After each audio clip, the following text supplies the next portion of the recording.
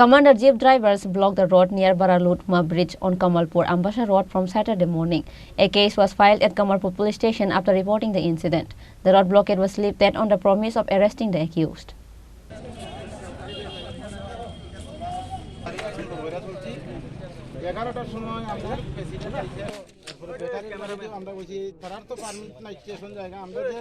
According to the news, a person named Nantu Modak attacked some vehicle drivers under the finger of the syndicate president.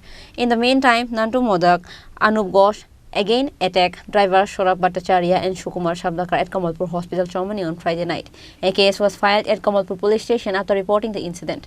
Allegedly angry that the accused were not arrested till morning, Commander Jeep drivers blocked the road near Baralutma Bridge on Kamalpur-Ambasa road from Saturday morning. After much discussion, the blockade was lifted when he assured the arrest of the accused by afternoon. কালকে রাত আনুমানিক 9:30টার সময় আমার কাছে একটা call আসে কমলপুর থেকে। Station থেকে গাড়ি নিয়ে আসার সময় একজন প্যাসেঞ্জার ছিল, ওনাকে কমলপুর নামানোর উদ্দেশ্যে হসপিটালের ভিতরে গিয়েছিল প্যাসেঞ্জারটাকে।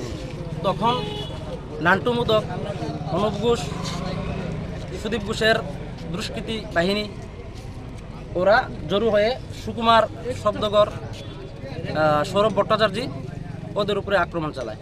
Bureau Report, Chini Khorang.